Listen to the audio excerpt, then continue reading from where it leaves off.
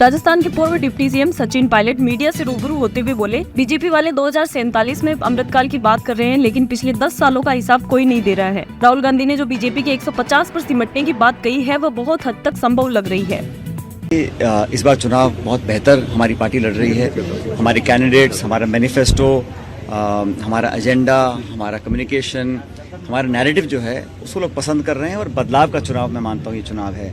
और हम लोग भाजपा से ज़्यादा सीट कांग्रेस पार्टी जीतेगी इस बार।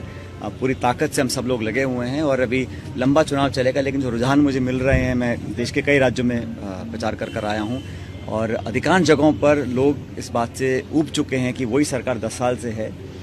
लगातार भाषण, आश्वासन, प्रचार प्रसार हो रहा है, लेकिन 10 साल की जो भाजपा की सरकार की रिपोर्ट कार्ड है उसका लोग बहुत गंभीरता से मूल्यांकन करेंगे और मुद्दों के हिसाब से अपने वोट देने का मन वो बनाएंगे। मेरा ऐसा मानना है कि हमारी पार्टी को और हमारे गठबंधन को बहुमत मिलेगा, क्योंकि जनता बदलाव चाहती है और जो एजेंडा हमने बनाया है किसानों के लिए, नौजवानों के लिए, महिलाओं के लिए, आर्थिक जो बहुत खाई बन गई है अमीर गरीब की, उसको ख़त्म करने के लिए। और हमारी पार्टी पहली पार्टी थी जिसने एमएसपी पे एक कानून बनाने का वादा जनता से किया है। तो इन सब बातों को देखकर मैं आश्वस्त हूँ कि हम लोगों का परफॉर्मेंस पहले से बहुत बेहतर रहेगा। और 2004 में जब चुनाव हुए थे तो भाजपा इंडिया शाइनिंग का नारा देके मैदान में उतरी थी। उस समय सरकार कांग्रेस की बनी थी। ठीक वही माहौल आज मुझे दिख रहा है और 2024 के चुनाव में इंडिया गठबंधन को जो जादुई आंकड़ा है बहुमत का, वो हम लोगों को मिलेगा। सर, सीएम भजनलाल जी का 2 जगह वोट है, भरतपुर में भी है और जयपुर में। ये मेरी जानकारी में नहीं है। अगर ऐसा कोई भी चर्चा है उस पर निर्वाचन आयोग इसका संज्ञान लेकर कार्रवाई करेगा। सर, 400 पार के नारे दिए जा रहे हैं। ये नारे और जो दावे किए जाते हैं भाजपा के माध्यम से, इनमें कोई दम नहीं है, क्योंकि इतने अगर कॉन्फिडेंट बीजेपी होती तो वो विपक्ष के पार्टी के नेताओं को तोड़ के अपने से नहीं जोड़ती। और जनता भी समझ गई है कि बार बार वही नारे, वही जुमले, वही आश्वासन, वही वादे। बात हो रही 2047 की, अमृतकाल की, लेकिन 10 साल में क्या किया, क्या नहीं किया, उसका लेखा जोखा देने को तैयार नहीं है।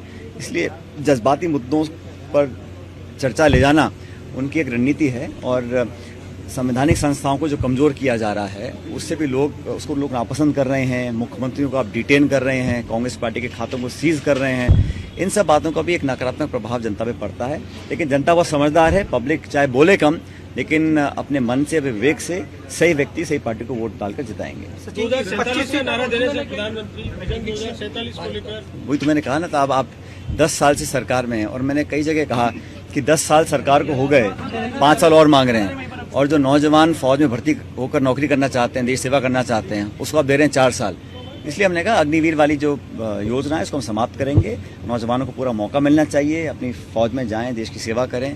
तो कहना कुछ और करना कुछ।